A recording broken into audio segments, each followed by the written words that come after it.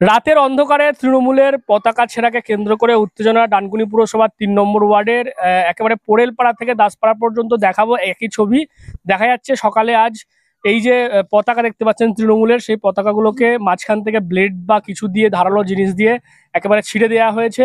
অথচ তৃণমূলের যে পতাকা সেগুলো ছেঁড়া হলেও তার পাশেই দেখতে পাচ্ছেন বামেদের সিপিআইএম এর পতাকা রয়েছে, বিজেপির পতাকা রয়েছে, সেগুলো কিন্তু অক্ষত রয়েছে, সেগুলো কোনো রকম ছেঁড়া হয়নি। কিন্তু তৃণমূলের যে পতাকাগুলো দেখতে পাচ্ছেন গোটা এই প্রায় ৮০০ মিটার যে রাস্তা জুড়েই পোড়েলপাড়া থেকে শুরু করে দাসপাড়া পর্যন্ত গোটা রাস্তায় কিন্তু এভাবেই দেখতে পাচ্ছি আমরা তৃণমূলের যে পতাকাগুলো সেগুলোকে ছেঁড়া হয়েছে, এবং যার কারণে ইতিমধ্যেই তৃণমূলের যারা রয়েছেন নেতৃত্ব তারা ইতিমধ্যেই অভিযোগ করেছেন। যেমনটা আমরা জানতে পাচ্ছি ৩ নম্বর ওয়ার্ডের কাউন্সিলর মমিতা পাল তিনিও জানিয়েছেন ইতিমধ্যে বিষয়টি প্রশাসনকে জানানো হয়েছে, এবং আমরা দেখতে পাচ্ছি এই মুহূর্তে ঘটনাস্থলে ডানকুনি থানার পুলিশ এসছেন, তারাও গোটা বিষয়টিকে ভিডিও করছেন, ছবি তুলে রাখছেন।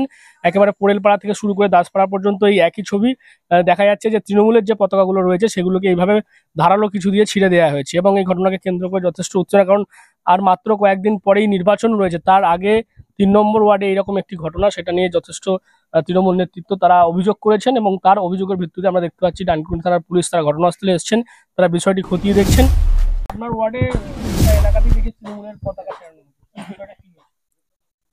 এখানে বিষয় অন্য কিছু নয়, সিপিএম আর বিজেপি দুজনায় একসাথে জোট বেঁধে টিএমসি কে হারানোর জন্য এই চেষ্টাটা চলছে। কারণ তারা দেখছে তাদের আর মাটি নেই, মাটি সরে গেছে, সেহেতু সেক্ষেত্রে তারা চাইছে যে আমরা তো অন্য কিছু ভাবে পারবো না, সেক্ষেত্রে তাদের পতাকাগুলোকে ব্লেড চালিয়ে যদি কিছু করা যায়, তাদেরকে যদি দমানো যায়, তারা যদি ভয় পায়। কিন্তু আমি এই ডিএনএন বাংলার তরফে আমি বার্তা দেবো যে তারা ভয় পেয়ে গেছে, তাদেরকে আমরা 1 ইঞ্চি মাটিও ছাড়বো না এই জায়গা থেকে। আমরা যতটা পারবো চেষ্টা করব ভালোবেসে এবং সবার সঙ্গে গিয়ে মিলে মিশে কাজ করে আমরা এই ওয়ার্ডকে জেতাবো যেভাবেই হোক।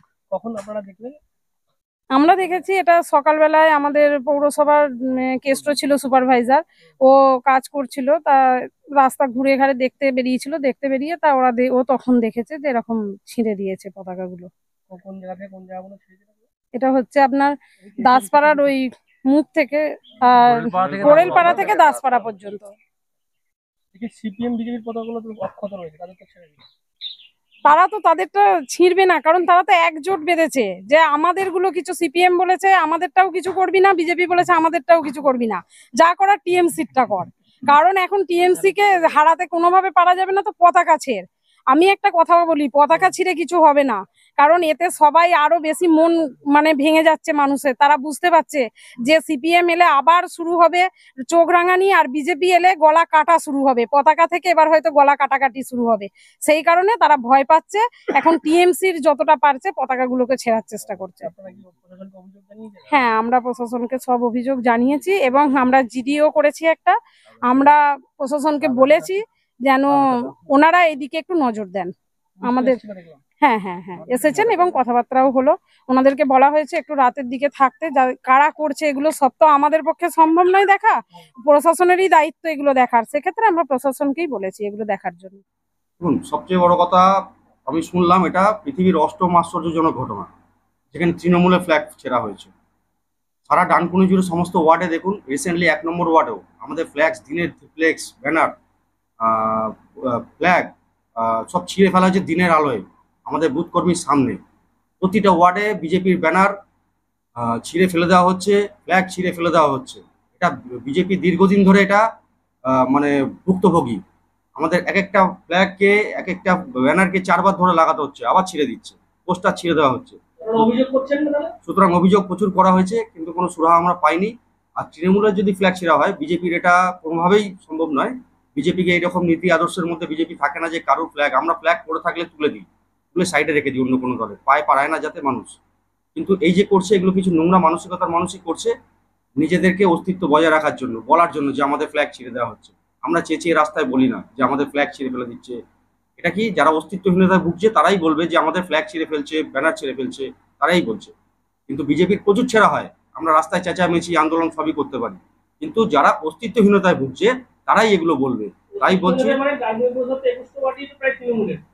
দেখুন, বিরোধী শূন্য পৌরসভা ইলেকশনে হয়ে গেছে, কিন্তু এই মুহূর্তে যা সিচুয়েশন আছে, বিশেষ করে সন্দেশখালী ঘটনার পর থেকে এবং তৃণমূলের কিছু নেতা মন্ত্রী জেল হাজত হওয়ার পর থেকে, কারণ তৃণমূলের সবাই চোর এই স্লোগানটা এখন ছোট ছোট বাচ্চারাও জেনে গেছে।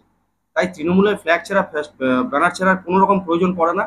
ওরা দেখুন নিজেরাই নিজেদের গোষ্ঠী কন্দলে নিজেরাই ছিঁড়েছে, এই গোষ্ঠী হয়তো লাগিয়েছে, ওই গোষ্ঠী ছিঁড়েছে, এটাই হতে পারে। বিজেপির কারুর এইরকম ইচ্ছে নেই বা এইরকম অবকাশও নেই, সময়ও নেই যে অন্য কোনো দলীয় পতাকা বা ফ্ল্যাগ ছেঁড়ার। এই যে বলছি যে বাম এবং তৃণমূল বিজেপি এক হয়ে গেছে, এই ভোটে আপনারা কি একসাথে লড়ছেন? দেখুন, ইন্ডি জোট কি হয়েছে, তার কিন্ডি কিভাবে চটকেছে সবাই জানে। বিজেপির কারুর দরকার পড়ে না, কারুর সাথের প্রয়োজন নেই। বিজেপি একাই চলতে জানে, একাই লড়ে ৭৭টা সিট পেয়েছে এবং এই লোকসভায় নির্বাচনে দেখতে পাবেন ৩০-এর বেশি আসন নিয়ে বিজেপি পশ্চিমবঙ্গে আসছে।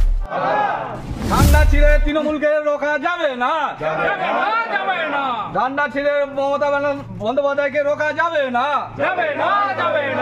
আমাদের তৃণমূল কংগ্রেস জিতছে, জিতবে। ৩ নম্বরে ওয়ার্ডে মমতা বন্দ্যোপাধ্যায় জিতবে, কল্যাণ বন্দ্যোপাধ্যায় জিতবে। ঠান্ডা ছিঁড়ে মানুষকে রোকা যাবে না, ৩ নম্বরের ওয়ার্ডের মানুষকে রোকা যাবে না।